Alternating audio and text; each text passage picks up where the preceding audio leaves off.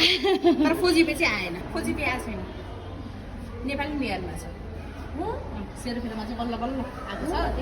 माया लागेर मैले सेरोफेरोमा चाहिँ दिएको छु। त्यही भने हो पोसिबल हुँदैन यो पोस्टमा हेरिहालौँ न त कस्तो भएछ।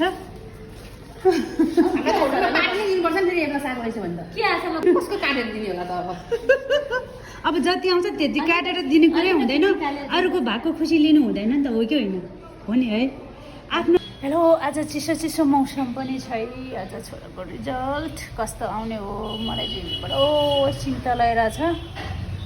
त्यही भएर म चाहिँ छोराको रिजल्ट चाहिँ आज 10 बजीदेखि 3 बजीसम्म त, तर म चाहिँ यति छिटो जान्छु, हतारमै जान्छु, किनभने मलाई हतार भइसक्यो।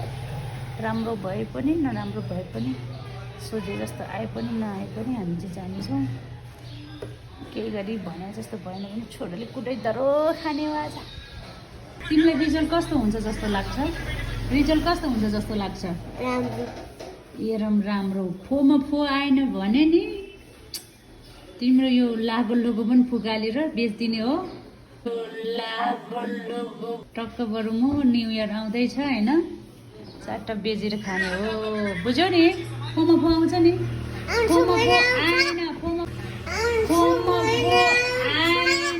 फोमा फो आएन भने तर मलाई चाहिँ डाउट छ है, थोरै डाउट छ। 10% चाहिँ आउँछ है कि भने चाहिँ, किनभने तिमीले धेरै कुराहरू बिगारेछ नि त, मिसिङ गरेछ नि त अस्ति नै है, त्यही भएर नआउन पनि सक्छ क्या। इफ आएन भने तिम्रो सब तर आउन सक्छ नि त होइन। आएन भने तिम्रो लोक सबै बेचेर म चाहिँ न्यु इयरमा के गर्ने, रोमान्टिक रिल्याक्स पाराले रोमान्टिक हालिदिने हुन्छ।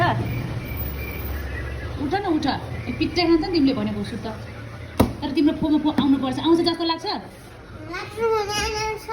राम्रोसँग बोल्ने, कस्तो स्टुडेन्ट हो कि तिमी? के हो स्टुडेन्टले त्यतिसम्म बोल्नु पर्दैन, राम्रो बोल्नु पर्दैन। हुँदैछौँ हामी, रेडी भएर जाँदैछौँ। हेरौँ यसको कस्तो आउँछ, अनि यसले खान्छ खुट्टाइ।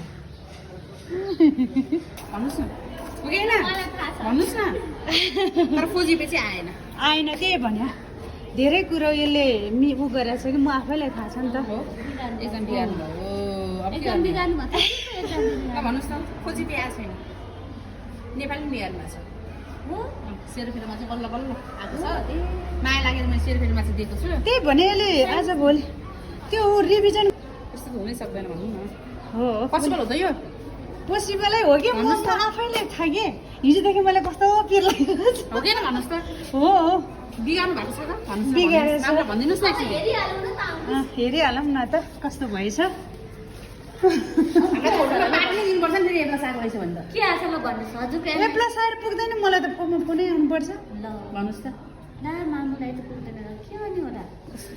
कसको काटेर दिने होला त अब जति आउँछ त्यति काटेर दिने कुरै हुँदैन, अरूको भएको खुसी लिनु हुँदैन नि त, हो कि होइन हो नि है। आफ्नो खुसी जति छ त्यति लिने हो कि, आफूले जति मेहनत गर्छ त्यति हो। के भन्नुहोस् न हो मात्र भन्दाखेरि हिरो बन्न हो आएको छ छैन होला, हो नै हो र?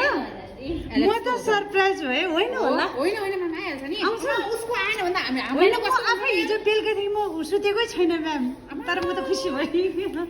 त्यसले एकचोटि फर्स्ट टाइममा चाहिँ बिगारेको थियो होइन। खोजिपे आएन भने त हामी निश्चित हुन्छ। होइन म्याम कस्तो भने उसले नि इक्जाममा यति माथेको छ कि, तर धेरै होइन 5 नम्बरलाई उसले सबै सब्जेक्टमा जस त्यसमै 4-5 सब्जेक्टमा त बिगारेकै छ कि। यस्तो सजिलोहरू नै त्यस्तो लाग्यो उहाँले एउटा लेख्नु भयो होला, तपाईँलाई भन्दाखेरि अर्को भन्दै हो र? हुन्छ नि त, त्यस्तो नि हुन्छ थ्याङ्क यू भन्नु न खोइ म्यामहरूलाई। हामीलाई त थ्याङ्क यू पुग्दैन भने त म त अघि नै भनिसकेँ। पार्टी कहिले दिनुहुन्छ त? अब स्कुल खोलेपछि भन्नु न, स्कुल खोलेपछि हस्, स्कुल खोलेपछि दिन्छ हस् भन्नु न म्यामहरूलाई। म पनि अचम्मै भएँ ल, मैले त फोमा फो चाहिँ आउँदैन जस्तै लागेको थियो म्याम। त्यही भएर म भिडियो खिचेको छु यहाँ।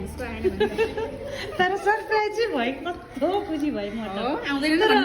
म त किनभने उसले बिगारिरहेको थियो कि कति कुरा, तर 5-6 नम्बरले बिगारेर केही नहुँदो रहेछ क्यारे। हुन त उसले उल्टो पनि भन्यो होला, उहाँले एउटा लेख्नुहुन्छ, तपाईँले भन्दाखेरि अर्को भनेको पनि हुन्छ। त्यो पनि 4-5 मार्क्सको बिगारेर हामी त्यत्रो मार्क्स दिनु फेरि उसलाई फेरि अरू चाहिँ थाहा भएन। कति खुसी भएको रु पैसा पैसा कति निकाल्यो, कसलाई दिने नि चक्लेट चाहिँ?